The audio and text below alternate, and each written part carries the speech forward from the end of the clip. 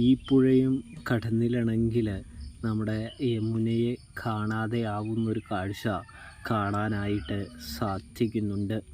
ഇവിടെയാണെങ്കിൽ നമ്മുടെ ശാരദയാണെങ്കിൽ ഓരോരോ കഥകൾ, തൻ്റെ പഴയ കഥകൾ മക്കളോട് പറയുന്നത് കാണാൻ സാധിക്കും.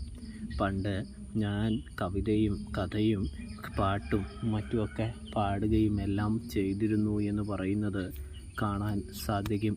ഇപ്പോൾ തനിക്ക് അതിന് കഴിയുന്നുമില്ല എന്ന് പറയുമ്പോൾ മക്കളാണെങ്കിൽ പറയുന്നുണ്ട്, അമ്മ വെറുതെ നുണ പറയുന്നു, വേണ്ട, അമ്മയ്ക്ക് അങ്ങനെയൊന്നും ചെയ്യാൻ കഴിയുമെന്ന് ഞാൻ വിശ്വസിക്കുന്നില്ല എന്ന് പറയുമ്പോൾ സത്യം തന്നെയാണ്.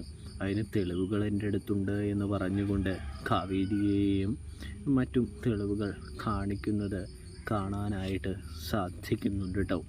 അങ്ങനെയിരിക്കെ നമ്മുടെ ഗംഗയും കാവേരിയും ഒരു സ്ഥലത്തേക്ക് പോയി തിരികെ വരുന്ന ആ സമയമാണെങ്കിൽ നമ്മുടെ അമ്മയാണെങ്കിൽ പൊട്ടിക്കരഞ്ഞുകൊണ്ട് അവരോട് ചോദിക്കുന്നുണ്ട്, എവിടെയാണ് യമുന? യമുന എന്തിയെ എന്ന് ചോദിക്കുന്നു. യമുനയോ? യമുന ഞങ്ങളുടെ കൂടെയൊന്നുമില്ല, അവൾ വന്നില്ലേ എന്ന് ചോദിക്കുന്നു.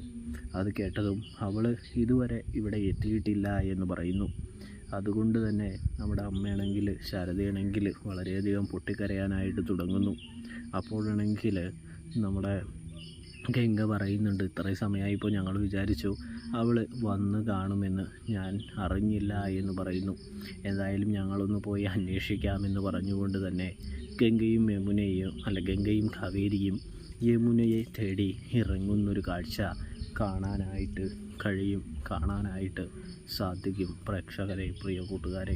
അപ്പോൾ റിവ്യൂ ഇഷ്ടപ്പെട്ടാൽ ചാനൽ മറക്കാതെ സബ്സ്ക്രൈബ് ചെയ്ത് സപ്പോർട്ട് ചെയ്യാനായിട്ട്